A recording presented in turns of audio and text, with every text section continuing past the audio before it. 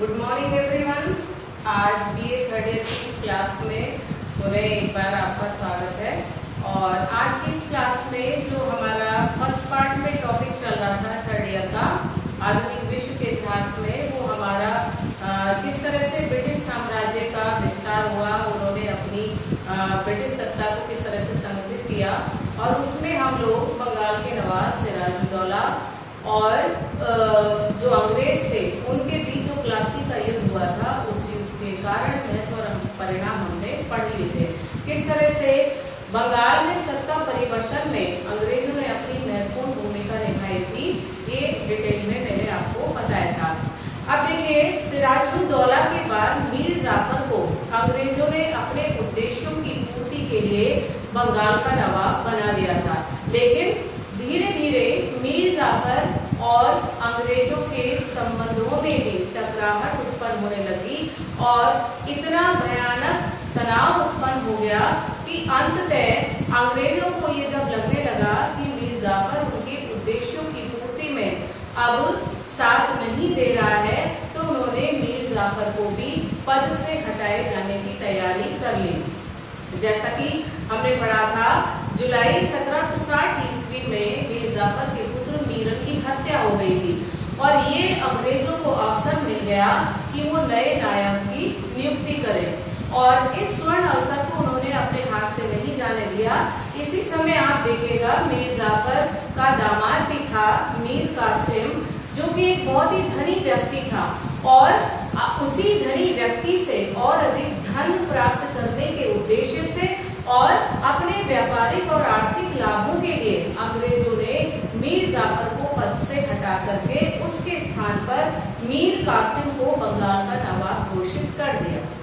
अब देखिए, बात आती है, एक हम इसकी पृष्ठभूमि के बारे में यदि पढ़े तो आप देखिए 1760 ईस्वी में सितंबर 1760 में वेल्जिटार्ड जो था बंगाल काउंसिल का अध्यक्ष, उस वेल्जिटार्ड ने मीर कासिम से एक गुप्त समझौता कर लिया। आप देखिए कि यहाँ पर स्थिति ये हो गई थी कि कंपनी के जो काउंसिल थी, उस काउंसिल के सदस्य जो थे, वो सदस्य भी अपने अलग अलग निजी स्वार्थों में लगे हुए थे। और ऐसे समय में बंगाल में जो ब्रिटिश सत्ता की स्थिति थी, उसको भी हम ये नहीं कह सकते कि अभी उन्हें स्थायित्व प्राप्त था अपने, लेकिन जो हित थे उनको साधने में वो किसी भी हद तक जा सकते थे। और शायद यही कारण है कि वेल्जिटार्ड जो था वो सितंबर 1760 ईस्वी में मीर कासिम से गुप्त समझौता करने के लिए उतावला हो गया। दोनों के बीच समझौता हुआ और इस समझौते की शर्तों में आप देखिए, जो ज्यादातर शर्तें थी वो सारी अंग्रेजों के पक्ष में थी। उदाहरण के लिए, जैसे मीर कासिम को ये कहा गया कि वह सदैव अंग्रेजों का घनिष्ठ मित्र बना रहेगा। अब यहाँ देखिए, मित्रता करना अच्छी बात है और कंपनी और मीर कासिम में भी मित्रता हो रही थी, तो संभवतः वो दोनों के लिए समानता के आधार पर होनी चाहिए थी। लेकिन यहाँ मित्रता उससे इसलिए की जा रही थी ताकि कंपनी के आर्थिक लाभों में वृद्धि हो सके।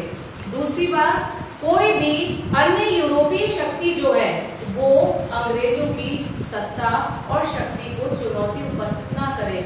इसलिए मीर कासिम से सबसे पहले शर्त यही रखी गई कि वह जीवन पर्यंत उनका घनिष्ठ मित्र बना रहेगा। फिर साथ ही साथ आप देखिएगा, बंगाल की जो शासन व्यवस्था थी, निश्चित रूप से जब बार बार सत्ता परिवर्तन हो रहा था, एक के बाद एक नवाबों को बदला जा रहा था, तो उस स्थिति में शासन सत्ता जो थी वो बिगड़ गई थी। बार बार इस चीज को मैं बताना चाहूंगी कि उस समय जो सामान्य प्रजा थी उसको इस सत्ता परिवर्तन में कोई भी रुचि नहीं थी, वो निष्क्रिय थी। उनके लिए चाहे नवाब कोई भी बने, उनको राजनीतिक फेरबदल से कोई सरोकार नहीं था। तो यहाँ भी जब पुनः सत्ता परिवर्तन हुआ तो जनता पूर्व की भांति बिल्कुल निष्क्रिय बनी हुई थी। शासन व्यवस्था में भी उसका कोई सहयोग नहीं था।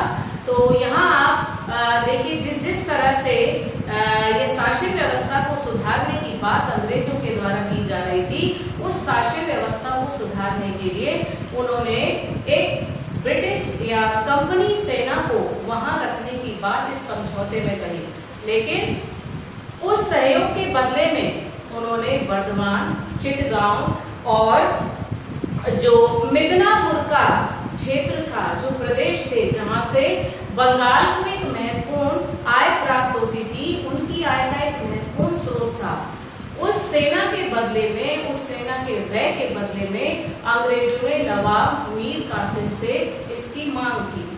फिर आप देखिए अंग्रेजों को जहां इतना बड़ा ये लाभ मिला था, मिदनापुर, चिटगांव, ये क्षेत्र ऐसे थे जो उनको आर्थिक लाभ स्वयं पहुंचा रहे थे, लेकिन इसके बाद में आप देखिए व्यापारिक स्वतंत्रता और अधिक प्रदान करने की मांग मीर कासिम से अंग्रेजों के द्वारा की गई थी। फिर आप देखिए प्रदेश था बंगाल में सिलहट, जहां पर बड़ी भारी मात्रा में सीमेंट का उत्पादन होता था और वो सीमेंट बड़ी उच्च क्वालिटी का होता था।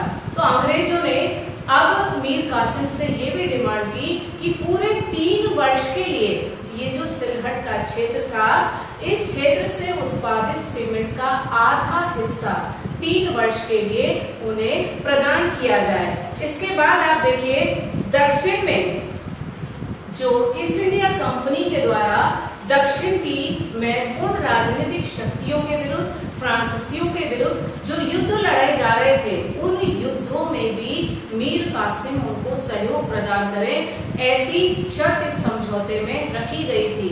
और 52 लाख पौंड मीर कासिम से धन की मांग की गई थी, जिसमें से 50,000 पौंड अकेले वेंसिटार्ट के लिए, 27,000 पौंड हॉलवेल के लिए और शेष राशि जो थी वो कंपनी के अधिकारियों के लिए रखी गई थी। तो इस तरह से आप देखिए अभी मीर कासिम जो था नया नवाब बना था और मीर जाफर के समय में भी अंग्रेजों की धन आपूर्ति के कारण राजकोष जो है रिक्त हो गया था, लेकिन निश्चित रूप से नवाब का पद मीर कासिम के लिए काफी महत्वपूर्ण था और इसलिए उसने इस समझौते की सभी बातों को स्वीकार कर लिया था।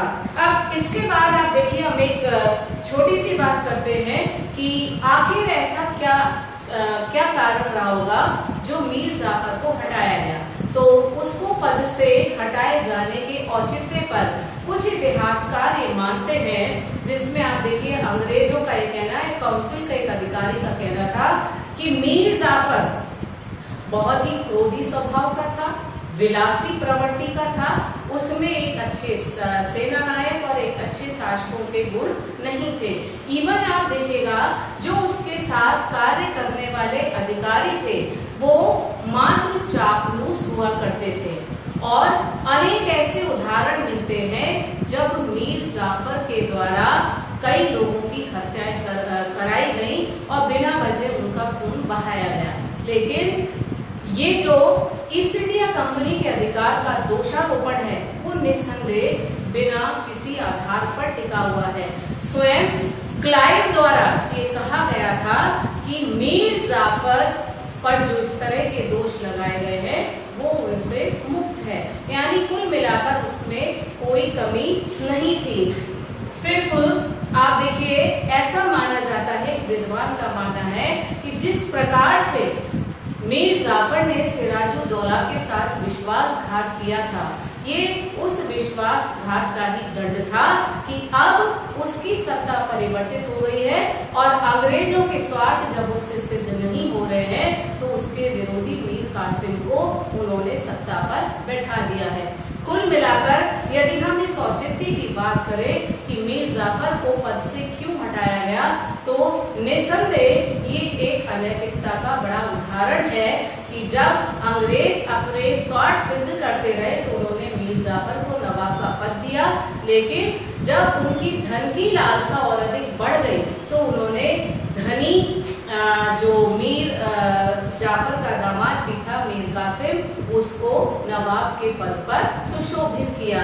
तो इस तरह से ये जो बंगाल में सत्ता परिवर्तन की कहानी थी ये इसी तरह से आगे बढ़ती रही।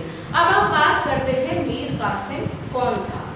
तो यदि उसके प्रारंभिक परिचय की हम बात करें, उसके प्रारंभिक परिचय की जानकारी उपलब्ध नहीं होती है, लेकिन हाँ इतना अवश्य है कि मीर कासिम का संबंध एक धनी परिवार से था।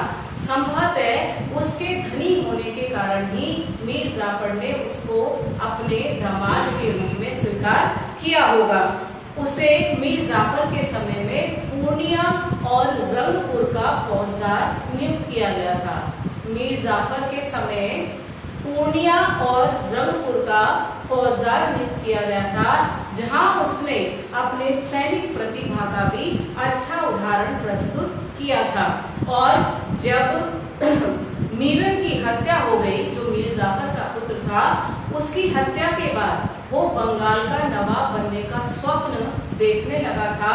और सौभाग्य से अंग्रेज भी इस समय सत्ता परिवर्तन करने का अवसर ढूंढ रहे थे। और मीरन की हत्या के बाद जब नायब का पद रिक्त हुआ, तो ये स्वर्ण अवसर दोनों को ही प्राप्त हो गया, मीर कासिम को भी और अंग्रेजों को भी। इसके बाद आप देखिए, वो मीर कासिम जो था वो नवाब बना दिया गया, लेकिन नवाब बनने के बाद उसे अनेक समस्याओं का सामना करना पड़ा। जैसा कि वही सर्वविदित समस्या जो इस समय बंगाल की स्थिति थी, उसके लिए दोषी अंग्रेज थे। तो जो महत्वपूर्ण होता है किसी भी राज्य के उत्थान के लिए, किसी भी राज्य की प्रगति के लिए, वो होता है राज्य का राजकोष। अंग्रेजों की निरंतर धन की मांग को पूरा करते करते बंगाल का राजकोष जो है वो रिक्त हो गया था। और यही कारण है कि जब मीर कासिम नवाब बना तो उसे बंगाल का राजकोष रिक्त मिला। अब सबसे पहली समस्या क्या थी, उस रिक्त राजकोष को किस प्रकार से भरा जाए। तो उसके लिए आप देखिए, कुछ ऐसे प्रयास मीर कासिम के द्वारा किए गए जो निश्चित रूप से ये सिद्ध करते हैं कि मीर कासिम एक अच्छा शासक था। उसने सर्वप्रथम क्या किया कि जो मीर जाफर के समर्थक लोग थे, उन समर्थक लोगों की संपत्ति जब्त कर ली। कई ऐसे अधिकारी थे जिन अधिकारियों को भ्रष्टाचार का आरोप लगा करके उनकी नौकरी से हटा दिया गया और उनकी संपत्ति जब्त कर ली गई। साथ ही साथ आप देखिए, जो सरकारी खर्चे थे, उन सरकारी खर्चों में भी कटौती की गई। कई बार ये देखने में आता है कि कुछ पद ऐसे होते हैं जो शायद बिना वजह स्थापित किए जाते हैं। तो मीर कासिम को भी ये महसूस होने लगा कि यदि सरकारी खर्चों में कटौती कर दी जाए तो राज्य की आय में वृद्धि होगी।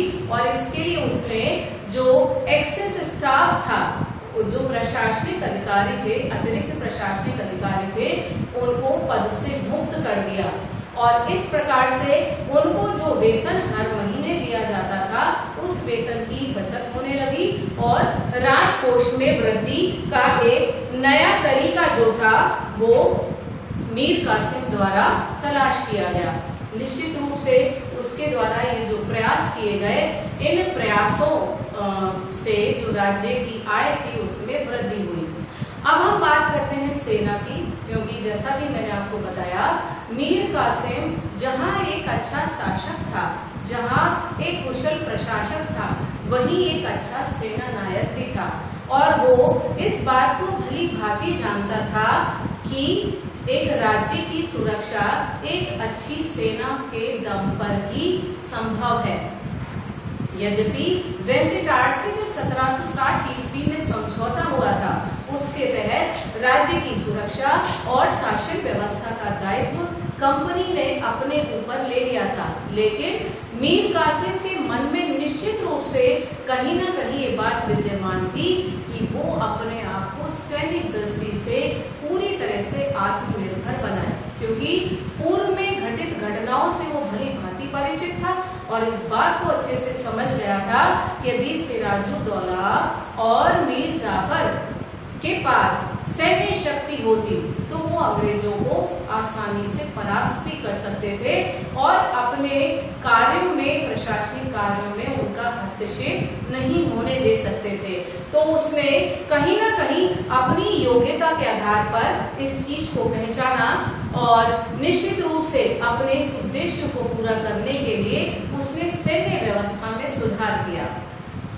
उसने यूरोपियन पद्धति के आधार पर अपनी सेना का संगठन करने का प्रयास किया, नए अस्त्र शस्त्रों से अपनी सेना को सुसज्जित करने का प्रयत्न किया और साथ ही साथ सैनिकों की योग्यता पर भी उसने विशेष ध्यान दिया ताकि भविष्य में चाहे मराठे हो, चाहे अंग्रेज हो या कोई अन्य यूरोपीय शक्ति हो या भगोड़ा मुगल बादशाह शाह आलम द्वितीय हो, यदि कोई भी उसके राज्य को किसी प्रकार से असुरक्षित करने का प्रयास करेगा तो अपनी सेना के दम पर वो उसको मुंहतोड़ जवाब देने में सफल हो पाएगा। तो इस तरह से उसके द्वारा सैन्य व्यवस्था में भी पर्याप्त सुधार किए गए और आप देखिएगा उसने कई ऐसे जो मीर जाफर और अंग्रेजों दोनों के समर्थक थे, जैसे उदाहरण के लिए मैं आपको बताऊं, बिहार का नवाब था राम नारायण,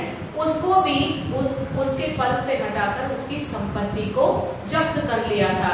तो अपनी समस्याओं के समाधान करने के बाद उसने एक परिवर्तन और किया, क्योंकि उसे लग रहा था कि मुर्शिदाबाद यदि राजधानी रही तो अंग्रेज उसको ज्यादा परेशान करेंगे, उसके हर एक काम में दखल अंदाजी करेंगे। तो सर्वप्रथम उसने अपनी राजधानी को मुर्शिदाबाद से मुंगेर स्थानांतरित कर लिया ताकि वहां पर रह करके वो अंग्रेजों से कुछ दूरी भी मेंटेन कर सके और सबसे बड़ी बात अपने हिसाब से वो अपनी शासन व्यवस्था को भी मेंटेन कर सके। तो ये कुछ प्रारंभिक समस्याएं थी जिनको उसने फेस करा, लेकिन अपनी योग्यता के बल पर उसने बड़ी आसानी से अपनी इन तमाम समस्याओं का समाधान भी ढूंढ निकाला। फिर आप देखिए, इसके बाद हम बात करते हैं अंग्रेजों और मीर कासिम के बीच जो झगड़े का प्रारंभ हुआ या जिस तनाव की उत्पत्ति हुई उसके पीछे कारण क्या रहे। आप देखिए, इसमें जो महत्वपूर्ण बात आती है वो आती है शाह आलम द्वितीय की।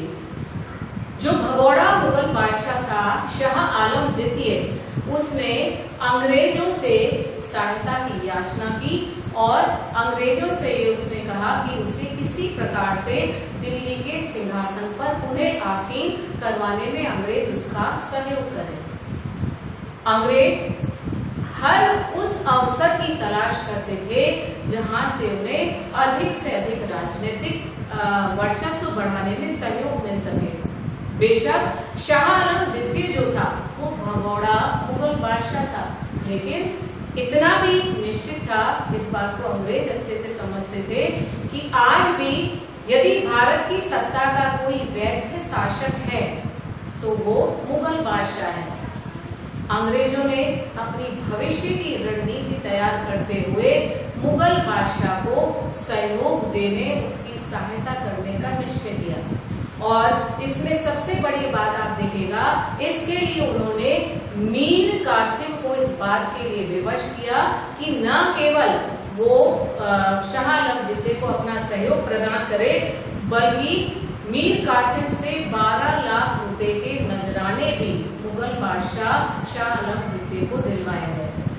स्वाभाविक है, बड़ी मुश्किल से मीर कासिम ने अपनी आर्थिक स्थिति में सुधार किए थे, अपने राजकोष में वृद्धि की थी। यदि इस तरह से वो बार बार धन देने लगा, चाहे वो कंपनी के अधिकारी हो, चाहे वो मुगल बादशाह शाह आलम द्वितीय हो, जिस राजकोष को उसने भरा था वो राजकोष उन्हें रिक्त होने की कगार पर था और धीरे धीरे वही स्थिति उत्पन्न हो गई। मुगल बादशाह को सहायता देने के बाद या आर्थिक सहायता प्रदान करने के बाद और इन ब्रिटिश अधिकारियों की मांगों को, धन की मांगों को पूरा करने के बाद उसका राजकोष जो था उस पर दुष्प्रभाव पड़ने लगा और धीरे धीरे उसकी आर्थिक स्थिति जो थी वो पुनः डामाडोल होने लगी। फिर देखिए आप, जहां प्लासी के युद्ध की स्थिति जो थी उससे भी मीर कासिम पूरी तरह वाकिफ था, और प्लासी के युद्ध के बाद आप देखिए स्थिति क्या उत्पन्न हुई थी कि बंगाल में अंग्रेज जो थे वो धड़ल्ले से व्यापार कर रहे थे। किस रूप में? बिना सीमा शुल्क अदा किए, या दूसरे शब्दों में हम कहें किसी प्रकार का आयात और निर्यात शुल्क ये अंग्रेज व्यापारी जो थे वो अदा नहीं करते थे। तो पहला फैक्टर तो यही है कि अंग्रेज अधिकारियों द्वारा निःशुल्क व्यापार करने के बाद बंगाल राज्य को जो एक बड़ी आय इस व्यापारिक कर के रूप में प्राप्त होती थी वो आय प्राप्त नहीं हो रही थी। साथ ही साथ आप देखिएगा अंग्रेजों के द्वारा सैकड़ों की संख्या में कारखाने स्थापित किए गए थे, लेकिन यदि वास्तव में हम देखें तो इन कारखानों के अंदर किसी प्रकार के माल का उत्पादन नहीं होता था, बल्कि यहाँ पर मांस, मछली, तंबाकू आदि चीजें जो होती थी उसके ये खुले रूप से अड्डे बने हुए थे और इन स्थानों पर ही इनकी बिक्री आदि हुआ करती थी। अपने इस कार्य को संभालने के लिए कंपनी के द्वारा गोमाश्ता नियुक्त किए गए थे। थोड़ा ध्यान रखिएगा, गोमाश्ता। अब ये गोमाश्ता कौन होते थे? ये जितने गोमाश्ताओं को नियुक्त किया गया था ये सारे भारतीय थे, लेकिन यहाँ विडंबना देखिएगा कि इन भारतीयों को नवाब मीर कासिम का सहयोग करने के स्थान पर इन्होंने अंग्रेजों को अपना सहयोग प्रदान किया, और जिस प्रकार से अंग्रेज बिना किसी शुल्क के व्यापार कर रहे थे, अब अंग्रेजों के ये भारतीय गोमाश्ते जो थे वो भी खुले रूप से बिना शुल्क अदा किए व्यापार करने लगे। जब मीर कासिम के द्वारा इसका विरोध किया गया तो अंग्रेजों के दबाव से पुनः एक बार मीर कासिम को झुकना पड़ा, और अंततः आप देखिएगा इन लोगों ने भी अंग्रेजों के साथ साथ खुला व्यापार, स्वतंत्र व्यापार, शुल्क मुक्त व्यापार करना प्रारंभ कर दिया। तो आय का जो एक स्रोत और था वो स्रोत भी समाप्त हो गया। कंपनी के अधिकारी प्लस गोमाश्ता और फिर भारतीय व्यापारी वो भी अब नवाब को किसी प्रकार का शुल्क अदा नहीं कर रहे थे। यदि हम इस पूरी परिस्थिति को देखें तो इससे स्पष्ट हो जाता है कि किस तरह से मीर कासिम को एक के बाद एक जो आर्थिक हानि है उसको झेलना पड़ रहा था, और इन सब के पीछे जो उत्तरदायी था वो निश्चित रूप से अंग्रेजों का था। फिर आप देखिए, जब मीर कासिम के द्वारा ऐसा नहीं है कि उनके ये जो इस तरह का स्वतंत्र व्यापार हो रहा था उसको रोकने के प्रयास नहीं किए गए, लेकिन जब जब उसने उन पर अंकुश लगाने का प्रयास किया अंग्रेजों के द्वारा उसे बार बार दबा दिया गया।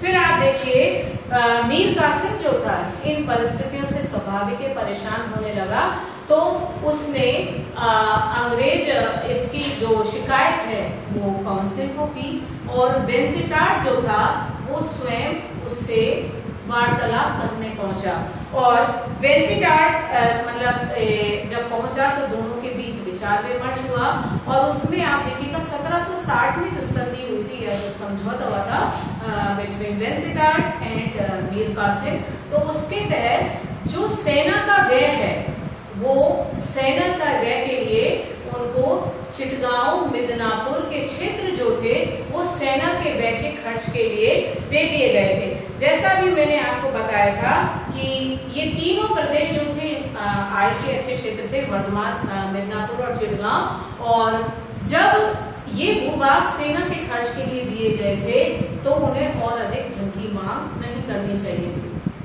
अब मीर कासिम ये भी महसूस करने लगा कि जिस सेना का व्यय वो स्वयं उठा रहा है, कहीं ऐसा तो नहीं कि अंग्रेज उसी के विरुद्ध इस सेना का उपयोग करें, और संभव है उसका भय जो था, उसका डर जो था वो सत्य सिद्ध हुआ। आगे हम अपनी अगली क्लास में बक्सर का युद्ध पढ़ेंगे जो इस बात को सिद्ध करेगा कि अंग्रेजों ने जिस सेना को बंगाल राज्य की सुरक्षा के लिए रखने का वायदा किया था 1760 की संधि के अनुसार, अब वही सेना जो थी वो मीर कासिम के विरुद्ध काम में लाई जानी थी। आज की क्लास में बस इतना ही करेंगे। नेक्स्ट क्लास में फिर मिलते हैं, इसी टॉपिक को आगे बढ़ाएंगे। तब तक के लिए have a nice day to all of you.